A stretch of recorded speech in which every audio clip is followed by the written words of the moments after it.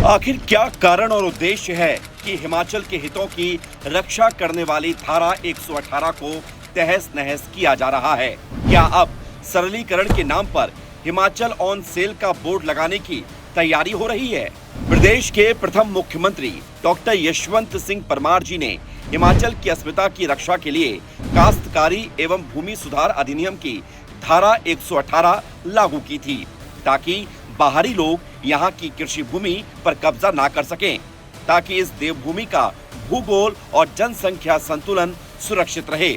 लेकिन अब वही कानून कांग्रेस सरकार की नजरों में बाधा बन गया है। मुख्यमंत्री सुखविंदर सिंह सुक्खू की अगुवाई में सरकार इस धारा में संशोधन करने की तैयारी कर रही है।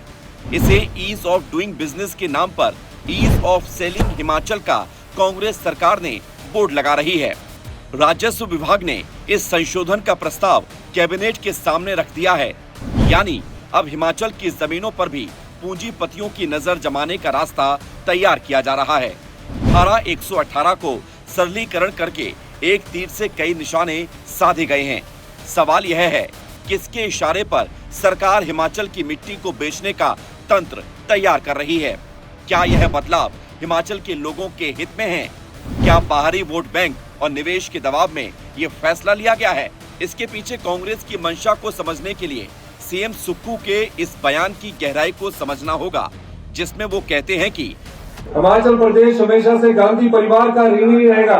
श्रीमती प्रियंका गांधी जी ने यहाँ अपना घर बनाया है, मैं इसके लिए माननीय श्रीमती प्रियंका गांधी जी का भी धन्यवाद करूंगा। हालांकि प्रदेश भाजपा ने साफ कहा है कि कांग्रेस सरकार हिमाचल की आत्मा से खिलवाड़ कर रही है। साथ ही पूर्व सीएम और नेता प्रतिपक्ष श्री जयराम ठाकुर जी ने चेतावनी भी दी है कि अगर कांग्रेस ने धारा 118 से छेड़छाड़ की तो प्रदेश भर में आंदोलन किया जाएगा।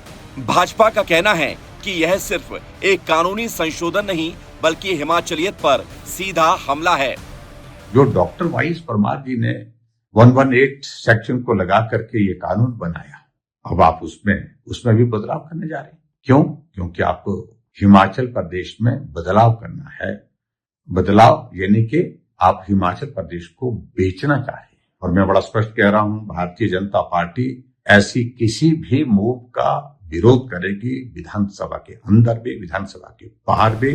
जी हां, कांग्रेस का मकसद साफ है, खास वर्ग को बसाने के लिए हिमाचल में भूमि कानून को कमजोर करना, सत्ता के संरक्षण में जिहादी और मिशनरी तत्वों को मजबूत करना, ताकि देवभूमि की पहचान को भीतर से खोखला किया जा सके और वोट बैंक को मजबूती मिले। भोले भाले हिमाचलियों को पहले तो झूठ बोलकर सत्ता हड़प ली और अब इसे सरलीकरण का नाम दे रही है, लेकिन जनता समझ रही है कि यह सरलीकरण नहीं, हिमाचल की आत्मा का सौदा है। धारा 118 को कमजोर करना सिर्फ कानून से छेड़छाड़ नहीं, बल्कि उस भावना से खिलवाड़ है जिसने हिमाचल को देवभूमि बनाया। कांग्रेस को यह समझना होगा कि हिमाचल बिकाऊ नहीं है। यह भूमि, यह संस्कृति और यह हिमाचलियत किसी ईज ऑफ डूइंग बिजनेस की रिपोर्ट में फिट नहीं बैठती। अगर कांग्रेस सरकार ने इस जन विरोधी निर्णय पर आगे कदम बढ़ाया तो जनता उसे इसका जवाब देगी, सड़क पर भी और सत्ता में भी।